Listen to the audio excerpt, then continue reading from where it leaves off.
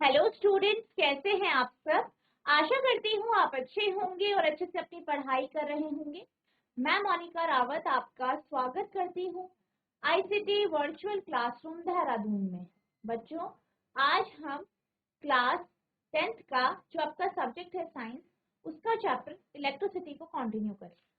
पिछले लेक्चर में हमने जो है इलेक्ट्रिक करंट यानी विद्युत धारा क्या होती है ये हमने जान लिया था। इसके हमने फॉर्मूले देखे थे, कॉन्सेप्ट को डिटेल में समझा था।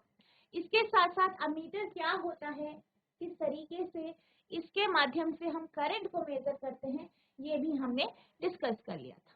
ठीक है, इसके बाद हमने कुछ क्वेश्चन सॉल्व किए थे। इलेक्ट्रिक पोटेंशियल, पोटेंशियल डिफरेंस, ये भी हमने जान लिया था। और हमने जो आपके परिपथ होते हैं उसमें अलग अलग कंपोनेंट्स होते हैं, उनके सिंबल्स के को भी हमने यहाँ पे डिस्कस कर लिया।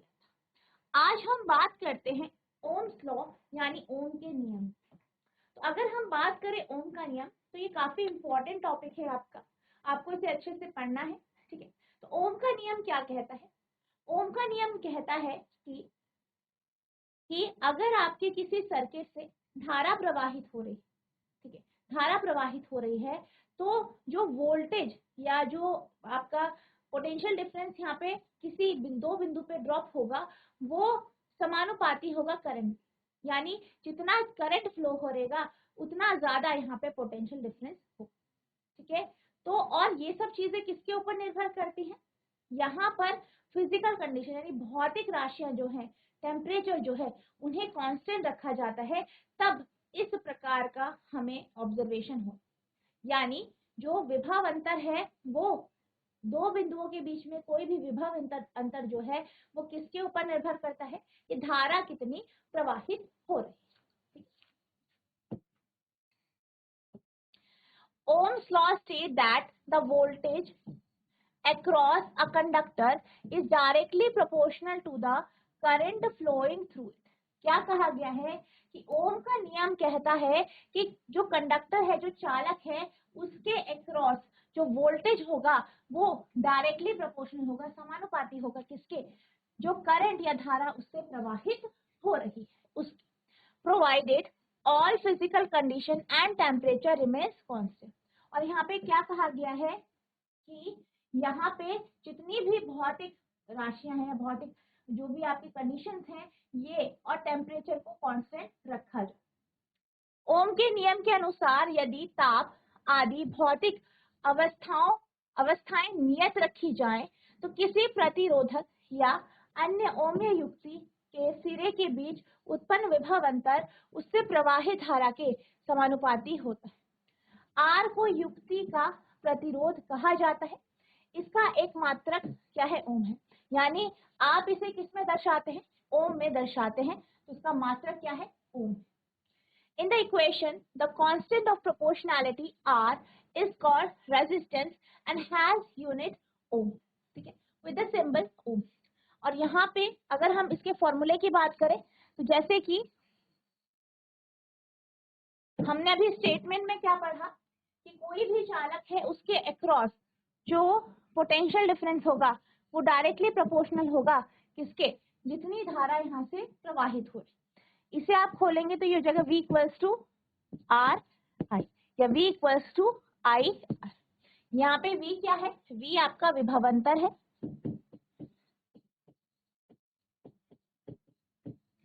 ठीक है।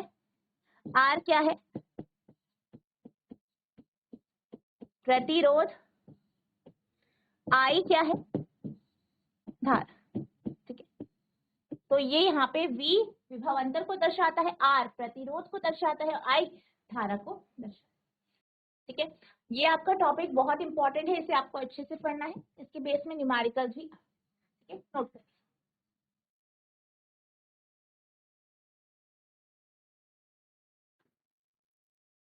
अब ओम के नियम के ग्राफ के बारे में बात कर लेते हैं। तो जैसे कि हमारा नियम कहता है कि जो पोटेंशियल डिफरेंस है या विभव अंतर है वो किसके ऊपर डिपेंड कर रहा है, धारा यानी करंट के ऊपर डिपेंड कर रहा है। यानी जितना आपका धारा बढ़ेगी उतना ही आपका पोटेंशियल डिफरेंस यहाँ पे बढ़ेगा। ग्राफ की बात करें तो V आई अगर हम ग्राफ की बात करें तो वी आई ग्राफ आपको एक स्ट्रेट लाइन ग्राफ मिलता है कुछ इस तरीके से। तो ये आपका जो है ओम का जो नियम है उसका ग्राफ। अब हम पोटेंशियल डिफरेंस की बात करते हैं कि यहाँ पे पोटेंशियल डिफरेंस यानी जो विभव अंतर होगा वो कैसा। यहाँ पे हमने फॉर्मूला पढ़ा V बराबर I,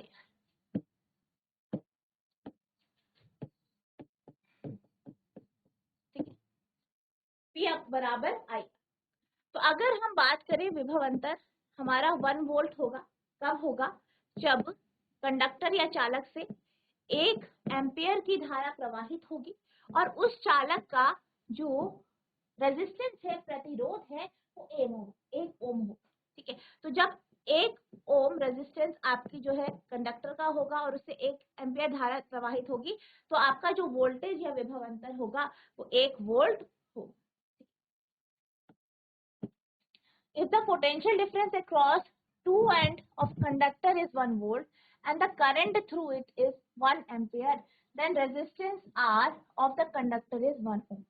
यदि किसी चालक के दोनों सिरों के बीच विभव अंतर 1 वोल्ट है तथा उससे 1 एम्पियर विद्युत धारा प्रवाहित हो रही है तब उस चालक का प्रतिरोध 1 ओम होता है, ठीक है। तो आपको ध्यान रखना है कि कब किसी भी जो कंडक्टर है, चालक है, उसका विभव अंतर 1 वोल्ट होता है जब उससे जो आपका चालक है उसका अगर प्रतिरोध 1 ओम हो और उससे 1 एम्पियर की धारा प्रवाहित हो रही है तो उस वहां पे जो बिंदु है, पॉइंट्स जो है, उस वो वहां पे विभव अंतर 1 वोल्ट होगा।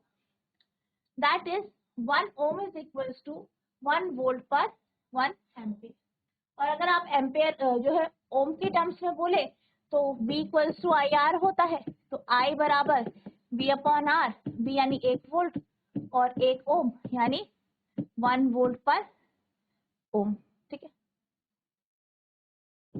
और अगर हम इसी तरीके से किसकी बात करें,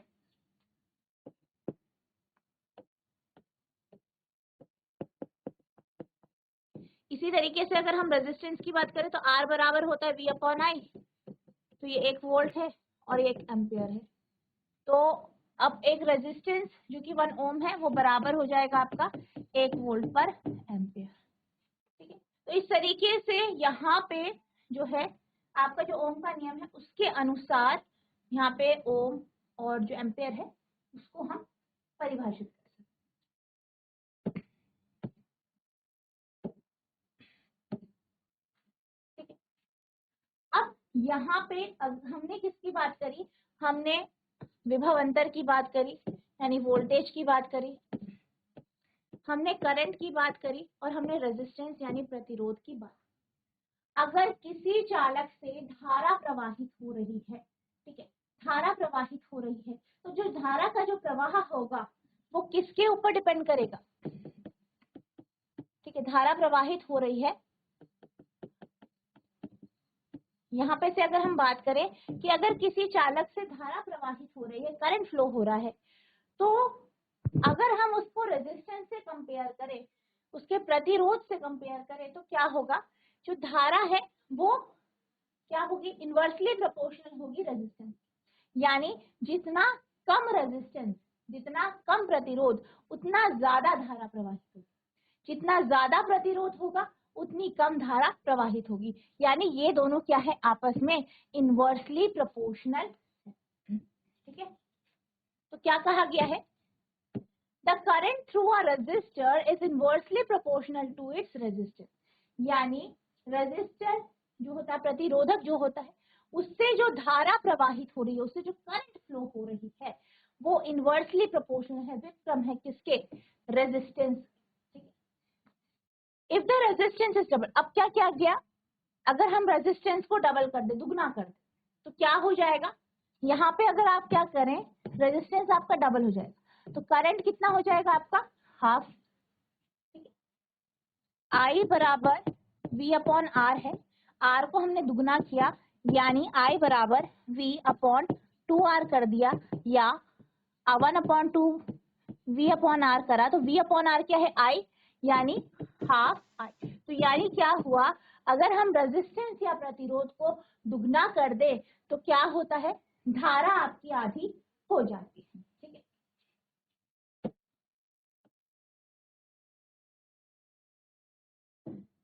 in many practical cases it is necessary to increase or decrease the current in an electric circuit। तो क्या कहा गया है कि जो आपके प्रैक्टिकल केसेस होते हैं इसमें धारा को बढ़ाना या घटाना जरूरी होता है।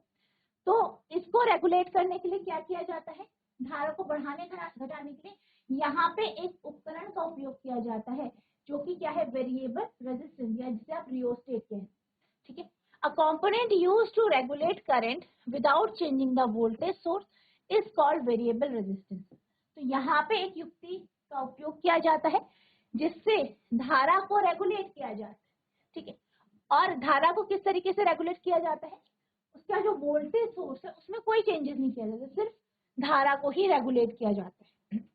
In an electric circuit, a device known as rheostat is often used to change the resistance in the circuit। और यहाँ पर rheostat का उपयोग किया जाता है ताकि धारा को मेंटेन किया जा सके। किसी प्रतिरोधक के माध्यम से प्रवाहित धारा उसके प्रतिरोध के व्युत्क्रमानुपाती होती है। यदि प्रतिरोध दुगना हो जाए तो धारा आधी हो जाती है। कई व्यवहारिक मामले में विद्युत परिपथ की धारा को बढ़ाना या घटाना आवश्यक होता है। वोल्टेज स्रोत के बदले बिना करंट को नियंत्रण करने के लिए उपयोग किए जाने वाले घटक को परिवर्तनीय प्रतिरोध कहा जाता है। विद्युत परिपथ में रियोस्टेट नामक उपकरण का उपयोग अक्सर परिपथ में प्रतिरोध को बदलने के लिए किया जाता है। ठीक है, तो ये आपका यहाँ पे रियोस्टेट का कॉन्सेप्ट आ गया है। ठीक है, और हमने जो है पिछले लेक्चर में रियोस्टेट का सिंबल यहाँ पे देखा था। आपका रियोस्टेट जो था ये, तो रियोस्टेट को क्या कहते हैं, वेरिएबल रेजिस्टेंस, यानी इसके माध्यम से आप क्या कर सकते हैं, किसी भी सर्किट में प्रतिरोधक, जो आपका प्रतिरोध है उसे चेंज कर सकते हैं। ठीक, तो आप इसे नोट करें।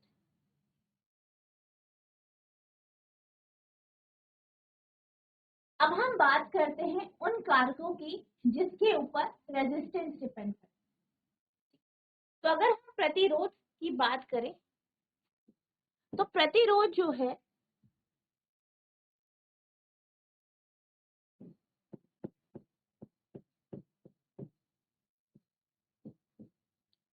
ठीक है, ये डिपेंड करता है आपके पास रोह, यानी पदार्थ किस चीज का बना है, पदार्थ के ऊपर उसकी जो क्वालिटी है उसके ऊपर डिपेंड करता है किस चीज का, किस पदार्थ की आपकी जो है वायर या चालक बना।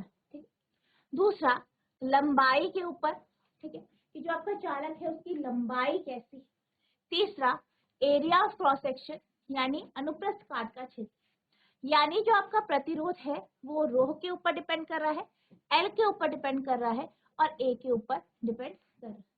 ठीक है, तो आप यहाँ पे लिख सकते हैं the resistance of the conductor depends, यानी चालक का प्रतिरोध निर्भर करता है, पहला है ऑन इट्स लेंथ, यानी इसकी लंबाई पर, दूसरा है on it's area of cross section, इसके अनुप्रस्थ काट के क्षेत्रफल पर, तीसरा है on the nature of its material, यानी इस पदार्थ की प्रकृति। चालक का प्रतिरोध निर्भर करता है इसकी लंबाई पर, इसके क्रॉस सेक्शन के क्षेत्र पर, इसकी सामग्री की प्रकृति पर। तो ये बात आपको ध्यान रखनी है। ठीक है,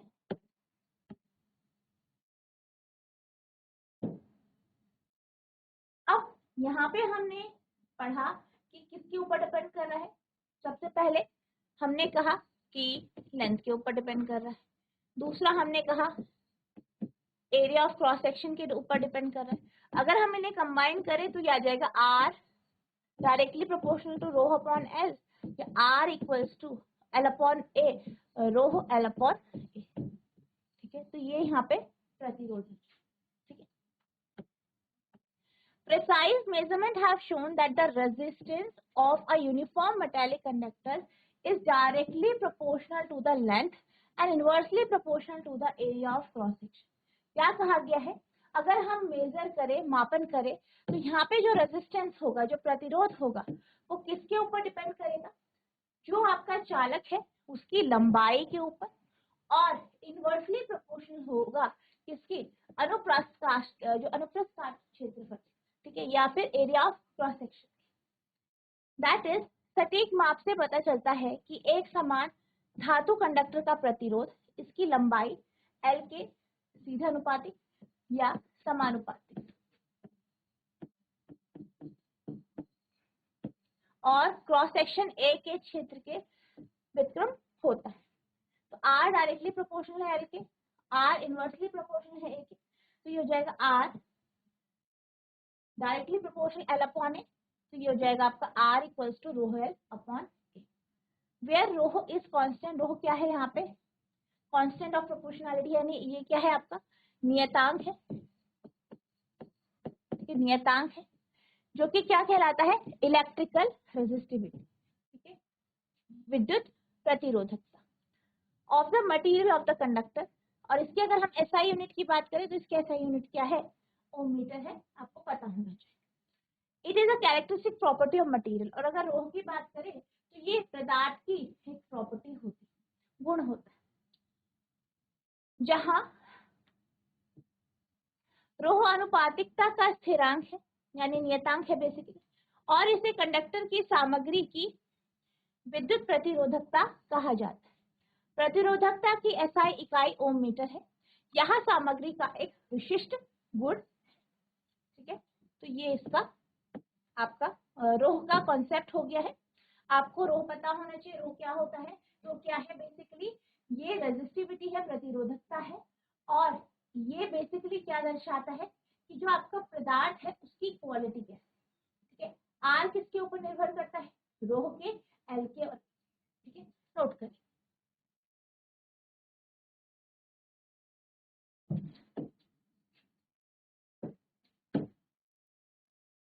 अब जो हमने फॉर्मूले और कॉन्सेप्ट पढ़े, इसके बेस पे हम क्वेश्चन सॉल्व करें। तो आपका क्वेश्चन है, how much current will an electric bulb draw from 220 volt source if the resistance of the bulb filament is 1200 ओम। क्या कहा गया है? कहा यह गया है कि अगर बल्ब को 220 वोल्ट सोर्स से लगाया गया है, जोड़ा गया है, और बल्ब का जो प्रतिरोध है वो 1200 ओम है, तो इससे कितनी धारा प्रवाहित होगी? How much current will an electric heater coil draw from 220 volt source if the resistance of the heater is 100 ohm? इसी तरीके से आपसे एक और क्वेश्चन पूछा गया है कि अगर विद्युत हीटर का से 220 वोल्ट का जो है सोर्स से जोड़ा गया है और उसका प्रतिरोध 100 ओम है, तो कितनी धारा उससे प्रवाहित हो? यदि बल्ब फिलामेंट का प्रतिरोध 1200 ओम है तो 220 वोल्ट स्रोत से एक विद्युत बल्ब कितना विद्युत प्रवाह खींचेगा? बी, यदि हीटर कॉइल का प्रतिरोध 100 ओम है तो एक इलेक्ट्रिक हीटर से 220 वोल्ट स्रोत में कितना करंट? ठीक है, तो ये यहाँ पे पूछा गया। सबसे पहले हम फर्स्ट पार्ट को सॉल्व करेंगे, ठीक है। तो यहाँ पे आपको क्या दिया गया है? सबसे पहले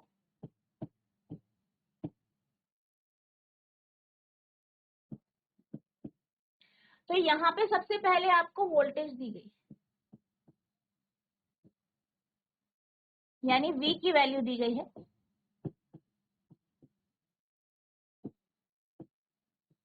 विभव या विद्युत विभव दिया गया है।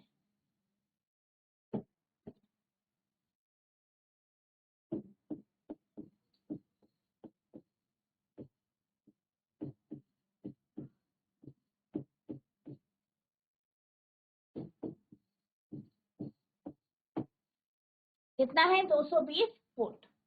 इसी तरीके से आपको रेजिस्टेंस यानी प्रतिरोध दिया गया है,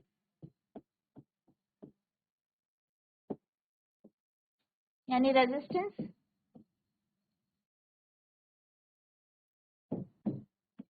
R कितना है?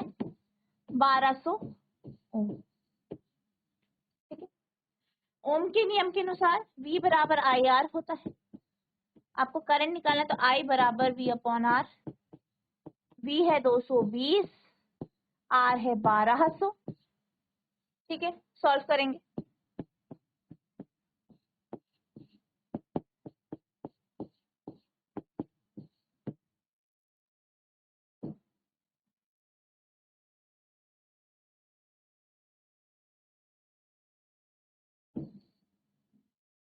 ठीक है, तो ये आ जाएगा 0.18 एम्पियर। ठीक है, इस तरीके से आपको इसे सॉल्व करना है, नोट करें।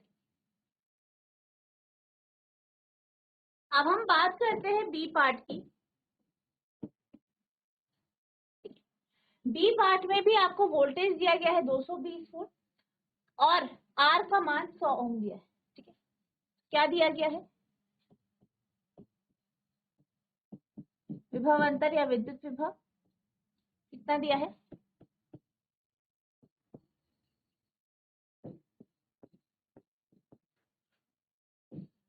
220 वोल्ट। और क्या दिया गया है आपको? रेजिस्टेंस या प्रतिरोध दिया गया है।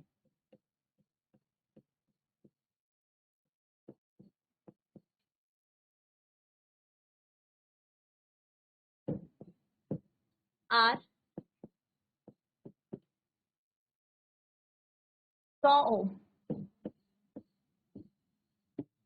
ठीक है, करंट निकालना है। V बराबर होता है आई आर, I बराबर V अपॉन आर। V है आपका 220, R है 100। ठीक है, तो ये आ जाएगा 2.2 एम्पियर। ठीक है, तो यहाँ पे जो धारा आई है वो 2.2 एम्पियर आपकी आ गई। ठीक है, नोट करें।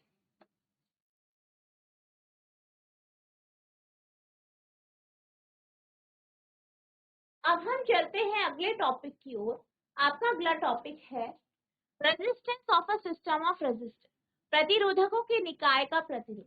यानी यहाँ पर हम प्रतिरोधकों के जो निकाय है उसका प्रतिरोध या उसके प्रतिरोध के बारे में बात करें। सबसे पहले हम बात करते हैं जो है श्रेणी क्रम। श्रेणी क्रम या सीरीज सर्किट।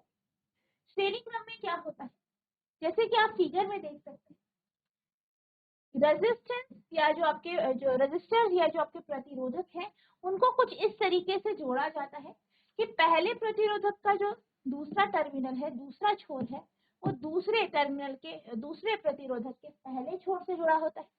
दूसरे प्रतिरोधक का जो दूसरा छोर होता है वो तीसरे प्रतिरोधक के पहले छोर से जोड़ा जाता है, कुछ इस तरीके से। और इसे फिर बैटरी और आपके जो है की से जोड़ा। हमने ये पढ़ा है कि जो अमीटर होता है उसके माध्यम से हम धारा को मापते हैं। तो अमीटर आप हमेशा यहाँ पे सीरीज में लगाते हैं और जो वोल्ट मीटर होता है वो आपका पार्श्वक्रम या समानांतर रूप से आप इसे यहाँ पे जो। अब इस निकाय में हमारे पास 3 प्रतिरोधक हैं जिनको हमने सीरीज में जोड़ा। अब हम बात करेंगे इसके फॉर्मूले की। यहाँ पे इन तीनों प्रतिरोधकों के कारण जो कुल प्रतिरोध आएगा वो कितना होगा।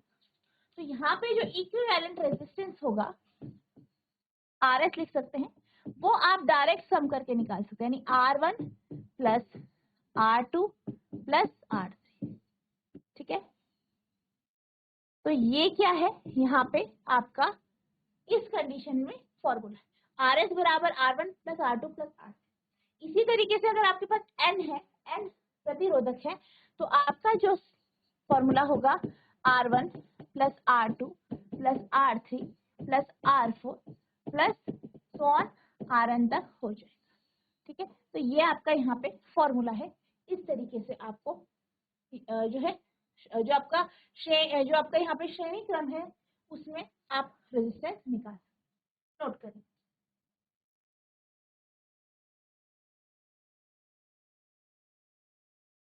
अब हम बात करते हैं अगले संयोजन की। यहाँ पे जो प्रतिरोधक है उन्हें पार्श्वक्रम या जिसे आप जो है पैरेलल सीरीज कहते हैं उसमें जोड़ा जाता है। यहाँ पे क्या होता है, यहाँ पे जो आपके प्रतिरोधक होते हैं उनका पहला छोर एक साथ जोड़ा जाता है और दूसरा छोर एक साथ जोड़ा जाता है। जैसे आप देख सकते हैं R1 का, R2 का और R3 का जो पहला टर्मिनल है वो आपस में जोड़ा गया है। इसी तरीके से इसका जो दूसरा टर्मिनल है उन्हें आपस में जोड़ा गया है, फिर इसे सर्किट से यहाँ पे जोड़ा, ठीक है।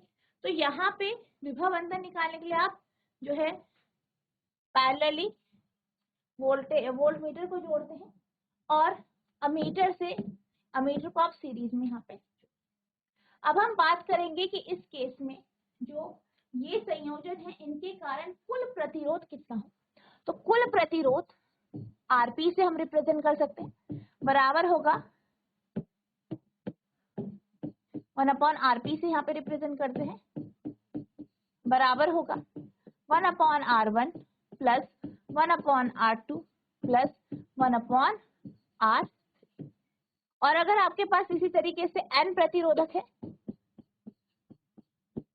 1/R1 plus 1/R2 plus 1/R3 plus 1/RS, ठीक है। तो इस तरीके से ये यहाँ पे होता है, ठीक है।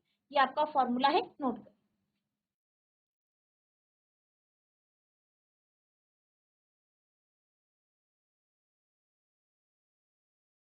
अब इन कॉन्सेप्ट के बेस पे हम यहाँ पे क्वेश्चन सॉल्व करेंगे।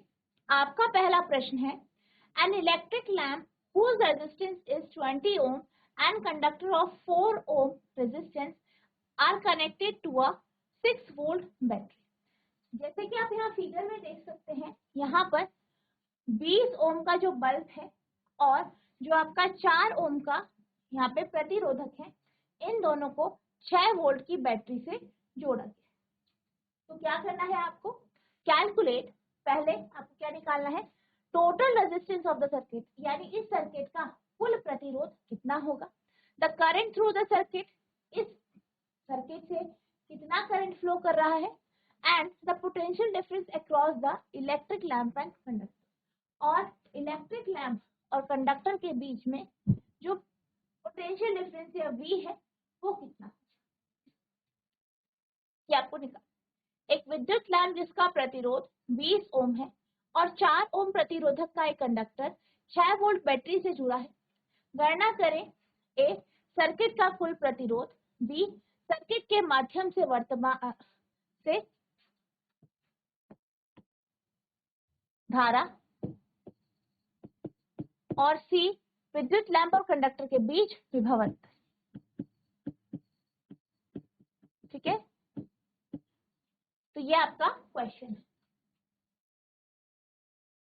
ये जो प्रश्न है इसको आपको होमवर्क से ट्राई करना है, नेक्स्ट लेक्चर में हम इसे सॉल्व करें, ठीक है। तो बच्चों, आज हमने ये जाना कि ओम का नियम क्या कहता है, रेजिस्टेंस के बारे में पढ़ा, रेजिस्टिविटी के बारे में पढ़ा, साथ ही साथ हमने प्रतिरोधक का संयोजन भी जाना। आई होप आपको ये सारे टॉपिक अच्छे से समझ में आए होंगे। आपको इन टॉपिक को रिवाइज करना है, साथ ही साथ ये जो प्रश्न है इसे सॉल्व करने की कोशिश करनी है। तो बच्चों, आज के लिए बस इतना ही, मिलते हैं अब नेक्स्ट सेशन में। तब तक के लिए thank you and have a nice day.